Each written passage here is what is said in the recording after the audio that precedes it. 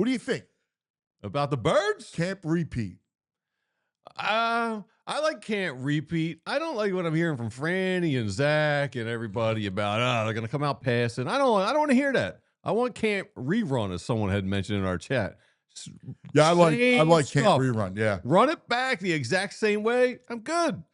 Yeah, it's really nice. You know, I know that we've been talking about this. In fact, we had Zach on, and he and I debated this quite a couple times in the offseason. Yeah, about this idea that you're going to go in and suddenly you're going to throw the football. That's what Franny said yesterday with us.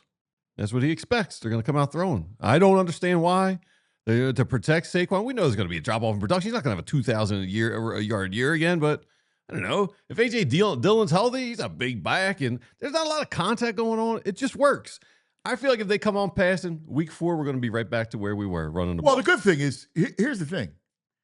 If it doesn't work, you know you can lean on the run game. Yeah. So you want to try it? Go ahead. Try it. I don't even. You know what I'm saying? Like, if you want to try it, like see, maybe find some magic in that way. I guess we know what works. We know what destroyed the NFL last year. But the beauty is that you have it to go back to. Like, that's in your pocket. It's in the pocket. I don't want to go through 2 or 3 weeks where it's like, oh, see, he can't throw 30 times a game. I don't want to hear it. Just do what we did. It was easy. Yeah, we steamrolled. Again, I'm curious. New OC, right? Maybe there's some wrinkles where Jalen can feed AJ and Devontae. I mean, look, I'm not against it. I mean, I don't get it. I mean, I've debated that with Zach, but listen, you want to try it and see what happens. I mean, now's the time to do that is the start of the season.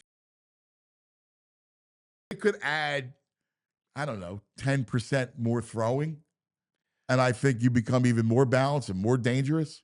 I just look at what did they won by a combined like 90 points in the championship game in the Super Bowl. Just right, but how much better can you get? How much better can you get? From their perspective, though, it's hard to replicate that. Like, that was what they did last year. Yeah, was unheard of. They became a big play run team.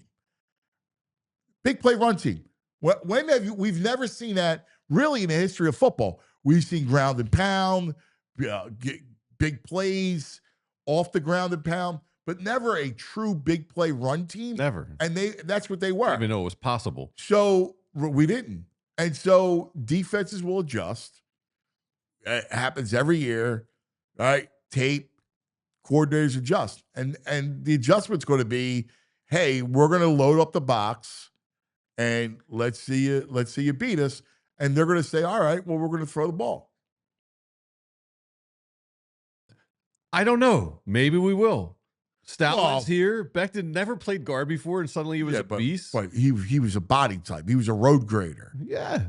I mean, Steve's not Becton when it comes to that. So you got to expect a little bit of drop off in the run game from that side. That right side was unbelievable between Lane and Becton because Becton was so big. Right. Yeah, I mean, if there's anyone I believe in, it's Stoutland. So, I'm saying. Without a doubt. But again, I think it's a pretty obvious statement when you look at that right side of the line. I mean, it was just pushing people. Yeah. Run the ball, dude.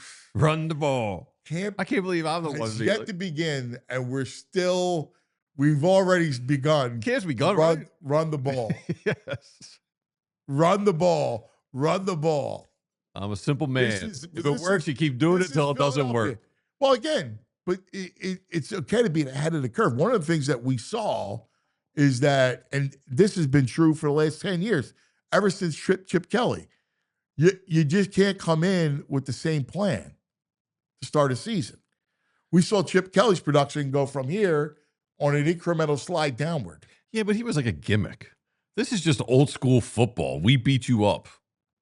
Right, but you still have to adjust. You still always have to adjust.